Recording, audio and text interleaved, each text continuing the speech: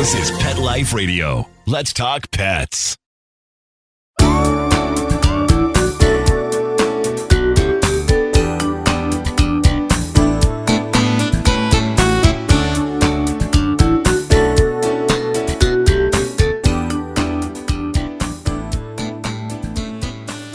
Hi, welcome to Rappaport to the Rescue. I'm Jill Rappaport, and I am having so much fun with this show. And I think the thing that amazes me the most is how many incredible celebrities, designers, newsmakers are saying yes when I call them to say, would you please be on the show? It's my first time doing this, and it's about animals. And I think that there is the very reason that they're saying yes. You know, it's amazing. In my career, I've gotten to interview so many wonderful newsmakers and celebrities over the years.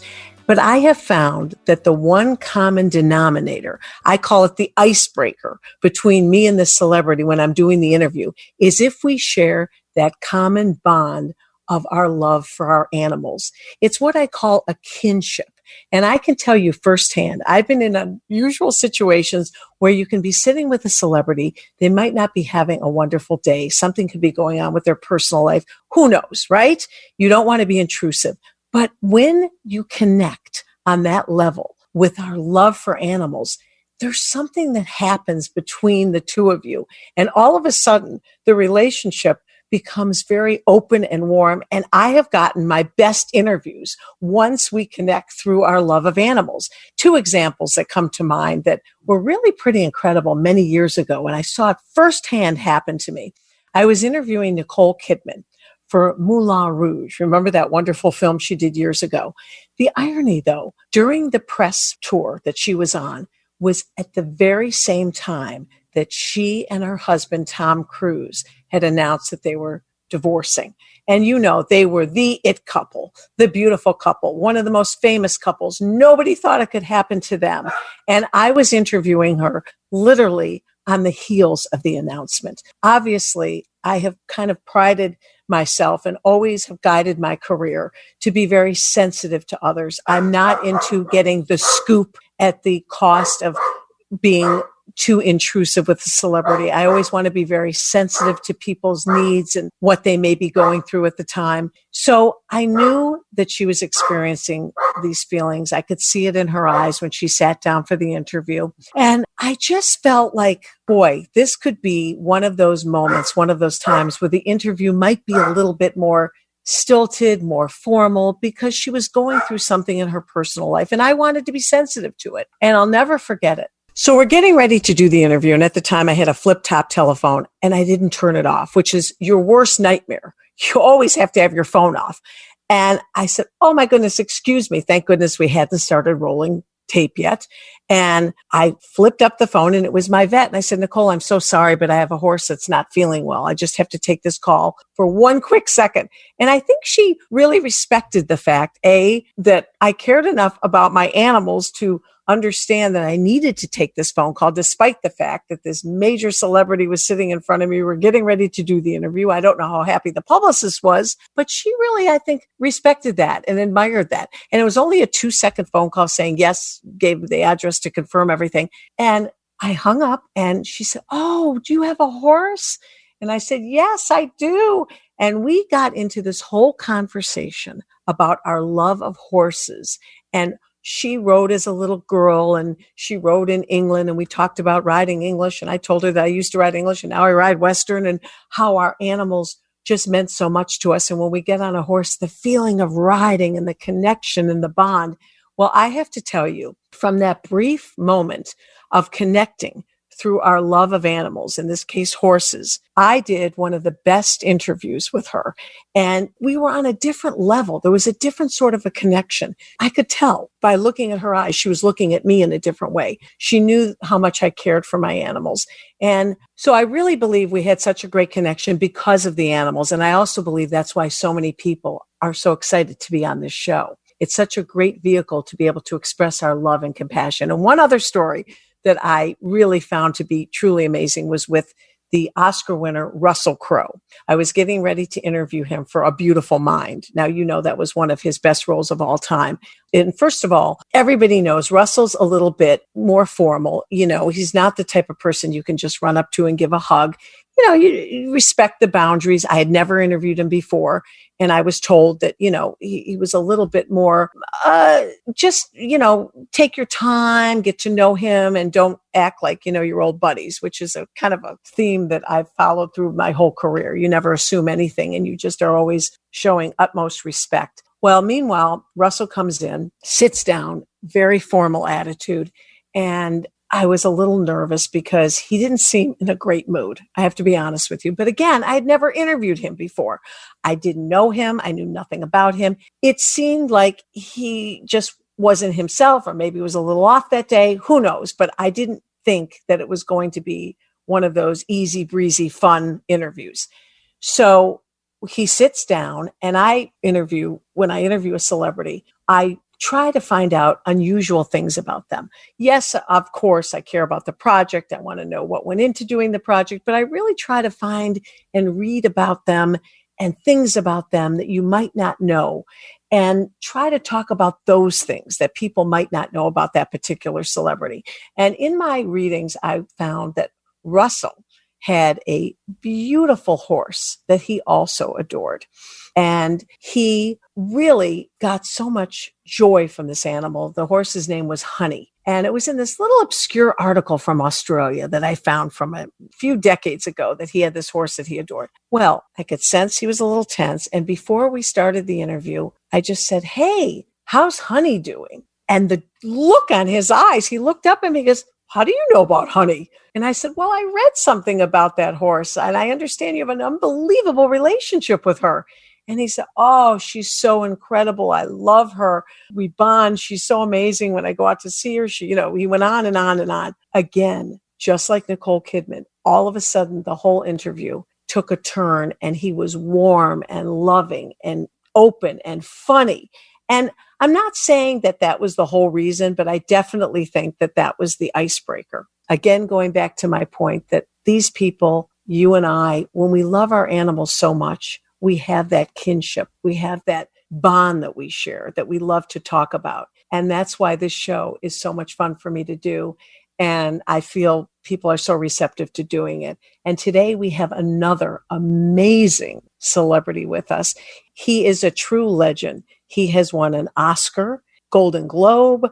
He is just Broadway legend. We are talking about the one and only Joel Grey will be joining us. And of course, I will be joined again with my partner in crime, the legendary, renowned Broadway trainer, Bill Berloni, who takes these amazing rescue animals, takes them from the streets, puts them on the stage, and makes them stars. When we come back, we're going to catch up with Bill, and he has a very interesting topic to talk about today.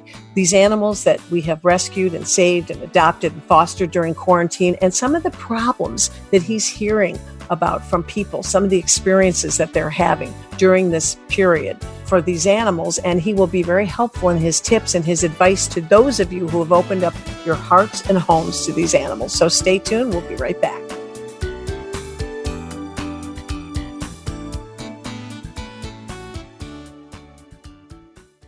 Spanning the planet. You've landed at the pet entertainment center of the universe. Alert the paparazzi. This is Pet Life Radio, the ultimate animal adventure. Let's talk pets on PetLifeRadio.com.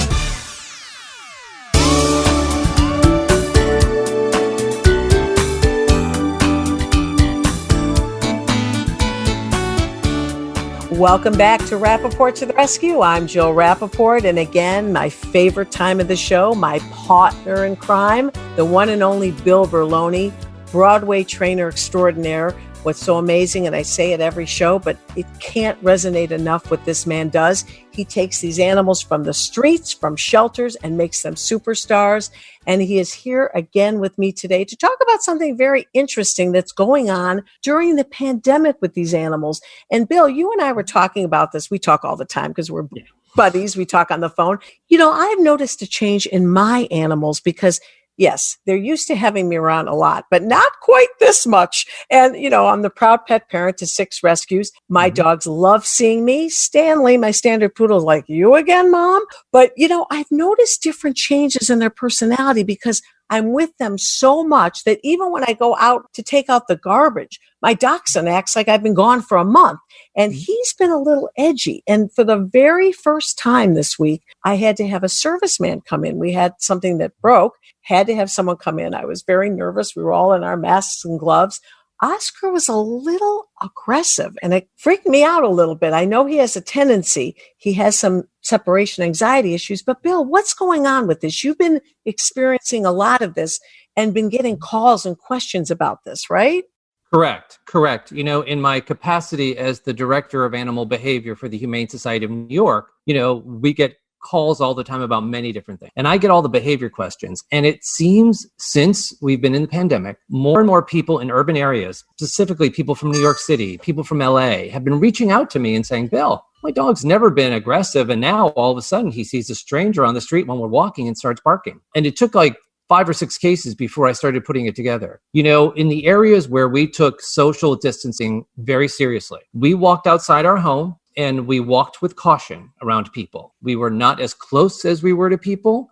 We didn't have guests over our house. And even if we did, we were just being cautious. And I believe our dogs are cueing off of our behavior. They're taking that caution for being, staying away to be infected as a cue, like all people are dangerous now. And it's a really interesting phenomenon that could have lasting effects. And I want people to start thinking about it. Because when we go back to the new normal, you can't assume your dogs are just going to go back to the old life. Not just about separation anxiety, because they're used to us being around now, but also about the way they interact with people. They're going to continue to social distance in a way like we have. And so people have to start slowly, as we go through phase 1, phase 2, show them that we're going to be cautious, but people are friendly.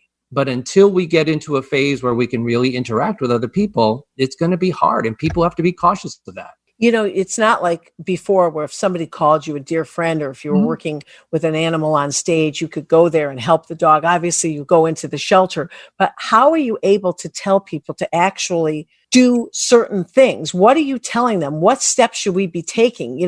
I had no idea when the serviceman came in that Oscar was going to start growling a little bit and kind of walking around. I ended up putting him in the crate. I got so nervous. And, he always had a little tendency for that because Mom is his world and he's so protective of me. But I definitely saw a difference because no one has been in the house for months. Right. And they think that's on purpose, that you're purposely not inviting people over because they're going to hurt us. So what I've been advising people to do as we've been going through phases, if you have a close friend that knows your dog, invite them over to come hang out with them in the backyard. Just come over and say hello once a day. Or if you're really worried about that, hire a pet sitting service, to come to your house, and instead of watching your pet, they just sit outside with your dog. Try to get in that phase 1 as many people over as possible. Phase 2, as we start going out of our homes, right? What you have to do is literally reintroduce your dog to people. So for example, I would come to your house, Jill, and give you a big hug, right? And your dogs would see that and they'd go, oh, Bill's here. So now when I come over to your house, this is what I want you to do. I want you to have a treat and a leash for the dogs. And I want them to see you give me the treat. And then you say, it's okay. And I offer the dog a peace offering. That's how we're going to have to retrain our dogs who have taken social distancing seriously back into getting friendly again. That's what we do with dogs who have been abused. You do one person at a time. And so that's what I'm suggesting to people. So whatever phase you're in, if it's phase 1, have people come over to your backyard and just hang with your dog. Phase 2 and 3, go out and start making friends again, and reintroducing them one by one. Those are all wonderful tips. And the one thing I worry about, since I rarely leave home, I think 5 days ago I went out.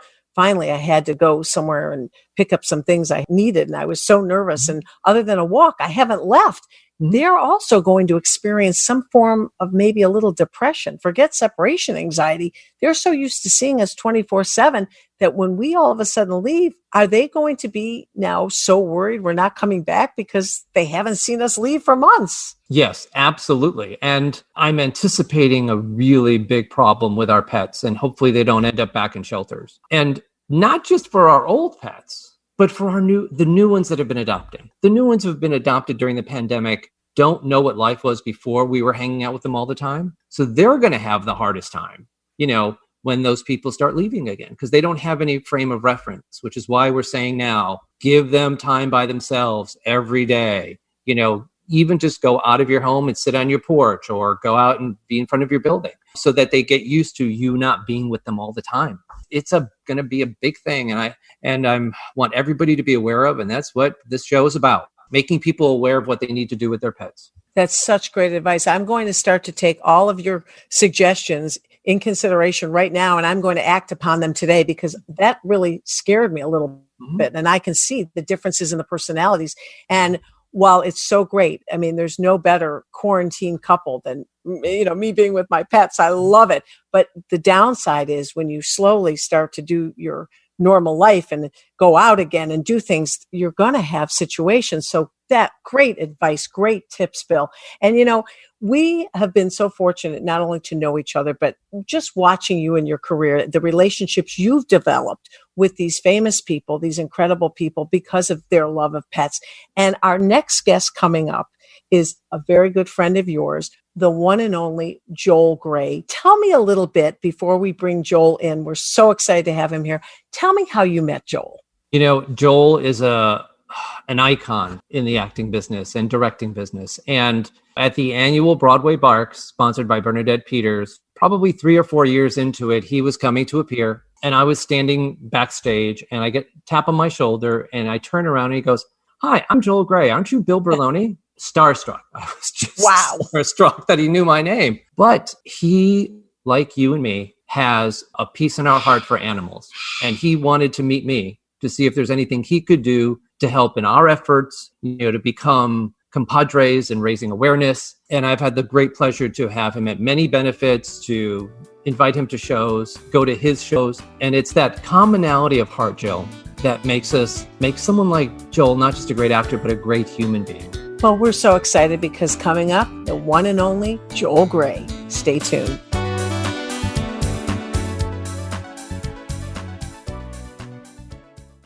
Want to know who the latest trendsetters are in Hollywood? How about Irish setters? Find out who's been spotted with spots, chowing with their chow, and shopping for Gucci with their Poochie. Get the scoop on all the latest celebrity pet patter right here. Pet Life Radio. Let's talk pets. Let's talk pets. Let's talk pets On Pet Life Radio. Pet Life Radio. PetLifeRadio.com.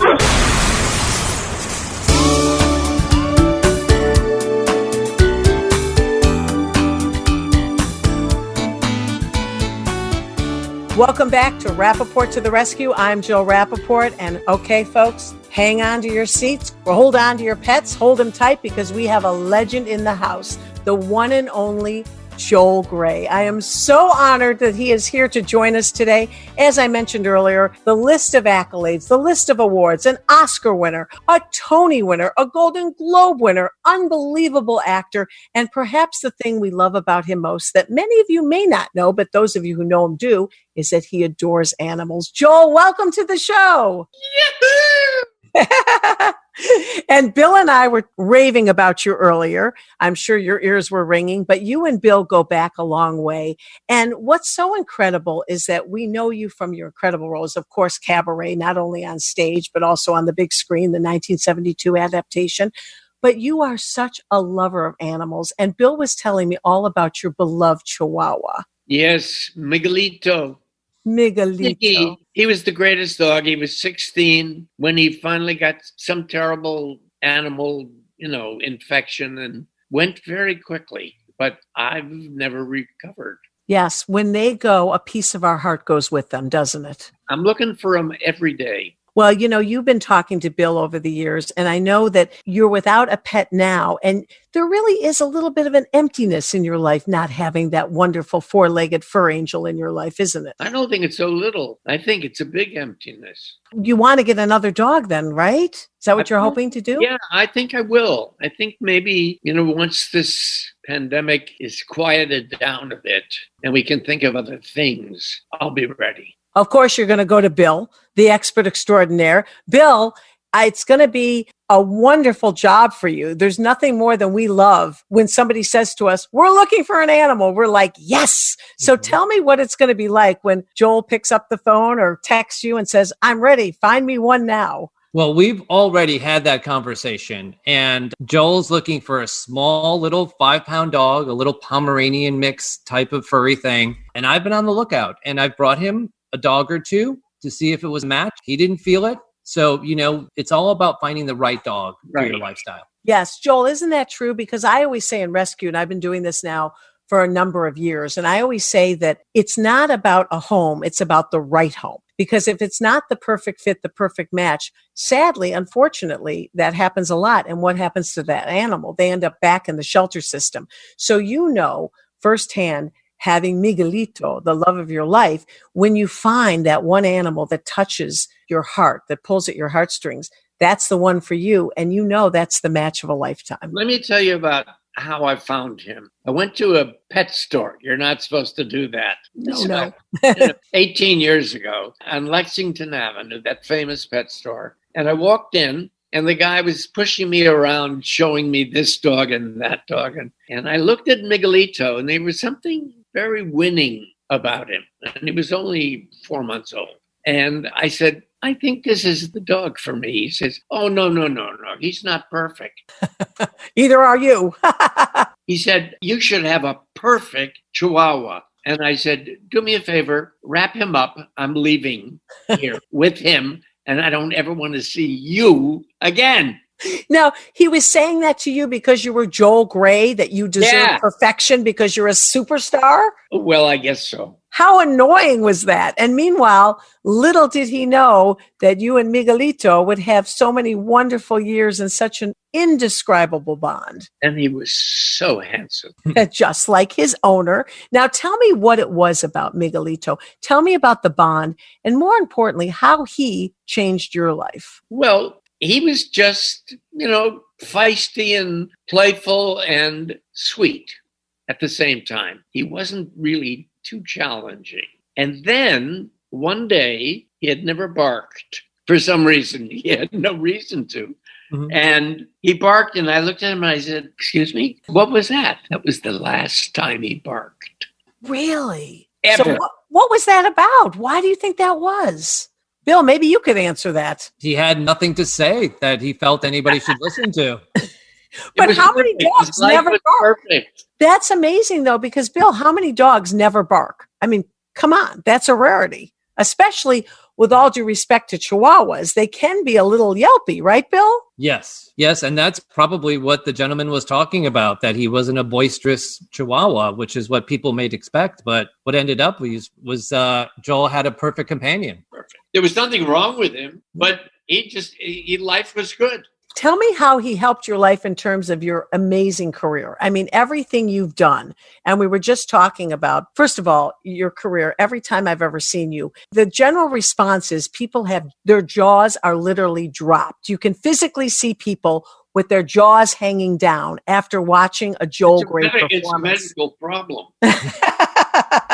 Well, literally, Fiddler on the Roof, Yiddish. Oh my goodness. Speaking from a nice Jewish girl's standpoint, that was truly the most incredible performance. You are unbelievable. And I only say that because you've taken on roles in your career. Talk about tasking and, amazing physicality and just the dialogue and what you have to go through to be performing in these roles is truly, I'm awesome struck.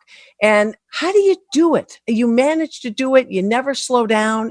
I've been very lucky in my whole life. Plus, I get excited all the time. I look at the sky and I see clouds like I've never seen before. And I'm like a brand new kid. Do you know that Joel has gotten into photography later in his life? He's had shows all over New York, right? Your first show was with a cell phone camera, wasn't it, Joel? Your first photography show? That was the third. That was the third. Yeah. Why photography? How did you get into that? Just another form of art? I always loved it. And I took pictures forever of my children. And I had a dog when I was like 8 or 9 years old. And we had just moved from Cleveland to Los Angeles, and her name was Lulu. And she was sort of like Miguelito, and the same coloring and everything. And I'll never forget that one day we went to the back of our house and found the Lulu, our beloved first dog, poisoned. Oh, my goodness. And of course, the neighbors never acknowledged, but it was devastating. How traumatic. Oh, my goodness. How did your children handle it? Well, I was the child. Oh, okay. Oh, my God. How did you? That has to be something that you never get over. I never What knew. a horrible experience. Yep. And there was nothing we could do. But, I look at you now, we don't discuss age here, as my favorite line is age is just a number and mine is unlisted. But, you are still very vibrant, out there, feeling great, working. What is your secret? Obviously loving life, but what gets you up every day? What's the impetus for you? I guess maybe curiosity is a big word. I'm really interested in the why and what of stuff. Curiouser and curiouser. That feeds me. During this pandemic, when so many people are all by themselves, you don't have a dog right now. Is it a lonely time for you? Is it a time of reflection? Have you grown closer to your children? What's going on with you now during this very unusual time? Well, my entire family is on the West Coast. So we're on FaceTime all the time. And I am really suffering like everybody. There's nobody in my house but me and my photographs and my memories of my dog and my family at the end of the day and the beginning of the day and my close friends. It's a new world and one that I would not recommend. How are you dealing with that? Because it's depressing. There's no other word for it. And especially when you're by yourself. Yeah, and I'm very much a people person. I love my friends and I love to be with them and my children. And you're also a philanthropist. Anytime there's a charity, especially an animal charity, Joel is right there with us. He's always there. He's always out. He's always ready to lend a hand. And and you love New York. You walk all the time. I mean, Bernadette's Broadway Barks this year. She's doing it on virtually. Zoom. Yeah. And But Joel, for someone like you, I'm a little bit more, believe it or not, of a homebody. So this is kind of an extension of how I really live. I basically stay home a lot, except when I'm doing things for my career to promote animal welfare and to go out and to help the animals. That's basically it. So I'm used to being home by myself. But for someone like you, who is so active, so out there, it must be just a real adjustment for you. Yeah. And a perfect example is this happened right after Fiddler. And that whole Fiddler company, doing something so strange and unusual and unexpectedly successful, all those wonderful young actors became part of my life. And all that just stopped. And especially in being where the epicenter of the pandemic, if you're in New York City, you can't even go into an elevator without feeling terror, fear. Everybody that comes near you, does he have it? Does she have it? It's such a surreal time, and you think about the days when we used to be able to hug and kiss and, hold on to people when we see them. No hugging, no kissing, Zooming. But what a strange new reality, especially for those of us who are so used to being out there, someone like you, and brings me back to the point of an animal. I would think this would be the ultimate perfect time to want to find that best friend companion, that quarantine companion. Oh, love that. We're looking at a great photograph right now, but I really believe that. What do you think? Should Bill get on the move immediately as fast as he can? I think we have to wait a bit for this pandemic to have its moment. But if that right dog came, life is always ready to change. And Bill, are you on a constant look, or are you just kind of keeping it on the back burner? Where are you at with this, Bill? Oh, I'm always on a constant look. I have a file cabinet in my head of looking for the right dogs for people, and knowing Joel's lifestyle, his personality, the dog he needs is out there. But Joel, just like the pandemic closed everything, I know. At the Humane Society, we couldn't take in dogs. We can't do adoptions because you can't have people come out. So And I'm told that people can't even find rescues these days. Is that right. true? It is. It's true. Because so many people need closeness that you have with animals, right? Yep. And so as soon as I can travel some more, I'm going to continue to look in other shelters, on the East Coast. But yeah, it's been a tough time because people do want to get those pets, but we have to remain safe. We can't just be out there taking chances right now. For me, when can we look forward to a change? I mean, until a vaccine comes out, which could be a year from now. I mean, Joel, how are you conducting your life on a day-to-day basis? Do you go out to the store? Days, well, and some days verkackt. Verkackt. Yeah, I know that word. Absolutely. But are you trying to at least get out a little bit for walks during the day? Do you go into stores at all? I mean, to get food? Very little. Because you're too afraid, obviously. I brought up Joel's photography because he brings a smile to my face every day. Follow Joel Gray on Instagram and Facebook, and you will see a beautiful photograph every day. Yesterday, the horse clouds, Joel, they were beautiful. And he does flowers. He sees beauty everywhere. And I look forward to what you post every day because it's still art. You're still an artist. You're still making people smile and think. So that's what Joel Gray does for me every day. Well, and Joel, you're the type of actor. I mean, talk about being in high demand. I can only imagine once things hopefully get back to normal, I would imagine you're fielding offers and exciting opportunities. Are there any opportunities you can tell us about now that we can? Yes, we're going to do On Borrowed Time on Zoom. On Zoom? You're kidding. Wow. That's going to be incredible. Yep. And the cast so far is incredible. Sam Waterston and Blair Brown and Philippa Sue and Bebe Neuwirth. It's going to be really good. And it's the last week in July. That is amazing. So you're finding celebrities, actors of your caliber, everyone stepping up to the plate to be able to do something, even on Zoom. This is an unbelievable opportunity that people will be able to get to see. Yeah, it's a beautiful play. And oddly enough, it's about death holding the world hostage. How ironic. And it has a special place for you when you were a child, right? I was 9. That's how I began in the theater, playing the little boy in On Borrowed Time. Wow. So it's really all full circle here. Absolutely. Isn't that incredible? Yeah. Amazing. So you're home preparing, learning your lines. I mean, I can't even imagine. Oh, I'm not acting. I'm directing. You're directing. Oh, okay. Wow. Oh, I played the little boy when I was 9. And now you're going to be directing. And I'm not 9 anymore. Well, you could have fooled us. That's incredible. So, and tell me, so many actors, they say it's the dream of theirs to go from acting to directing. How do you feel about that? Do you love both equally, or is this the pistol resistance? I actually would rather now direct. I just love the giving back aspect of it. Helping an actor find the sense of a role is joyous for me. But what about the challenges of directing on Zoom? This is going to be something unique. Yes, I don't have a clue. Don't tell the other actors that. They all know it, but we're going to figure it out together. You're just going to wing it and go for it, right? No, we're going to prepare. But isn't Zoom, I mean, you're dealing with a whole technological aspect that is so new to all of us. We'll still work with the actors and we'll still make a real effort to tell the story. Unbelievable. By the way, how's Jennifer doing? Fantastic. She's my angel. She's just writing a memoir. Oh, she is? How wonderful. So good. She's read me some of it. I was just watching, ironically, Dirty Dancing was on the other night.